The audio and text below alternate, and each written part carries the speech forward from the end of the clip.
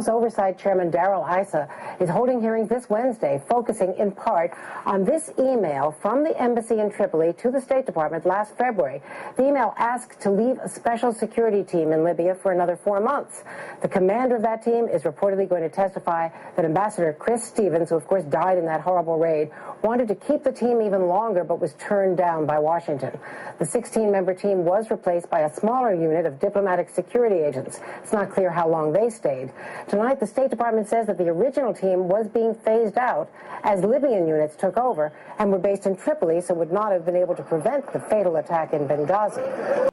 Good morning, Nora. Andrew Wood is a highly decorated Special Forces Green Beret with counterterrorism expertise who headed a 16-member security team in Libya. He met daily with U.S. Ambassador Christopher Stevens, who was killed along with 3 colleagues in the assault on the U.S. compound in Benghazi.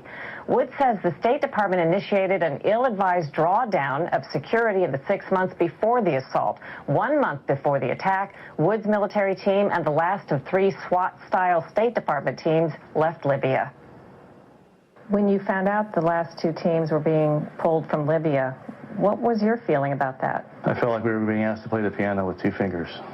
There was concern amongst the entire embassy staff. I had people coming and asking me that as well. What were they saying? I didn't feel good about it. They asked if we were safe. They asked if what was going to happen, and I could only answer that what we were being told was they're working on it. They'll get us more, but I never saw that. Ambassador Stevens wanted continued or enhanced security. The regional security officer wanted enhanced or continued security. Yes. You wanted enhanced or continued security. Yes. There was a consensus on the ground.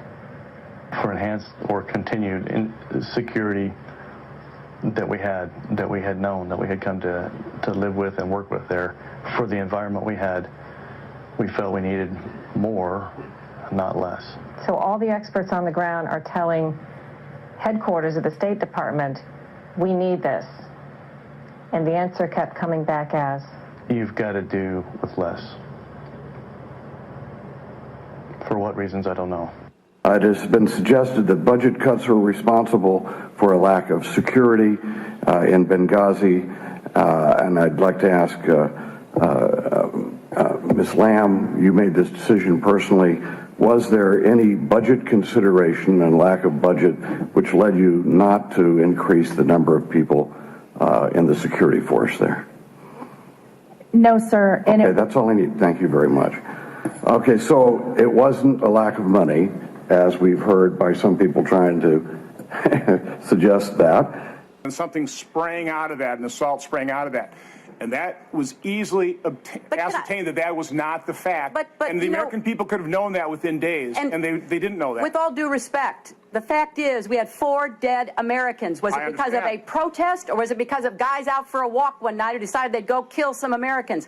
What difference at this point does it make? It is our job to figure out what happened and do everything we can to prevent it from ever happening again, Senator. Now, honestly, I will do my best to answer your questions about this, but the fact is that people were trying in real time to get to the best information. The IC has a process, I understand, going with the other committees to explain how these talking points came out. But, you know, to be clear, it is, from my perspective, less important today, looking backwards, as to why these militants decided they did it, than to find them and bring them to justice, and then maybe we'll figure out what was going on in the meantime.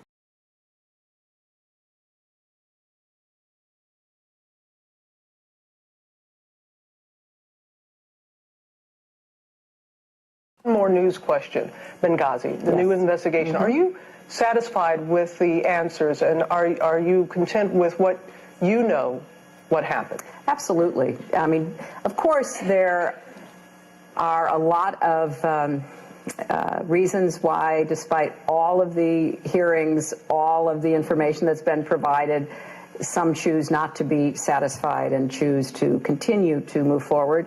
That's their choice, and I do not believe there is any reason for it to continue in this way, but they get to call the shots in the Congress.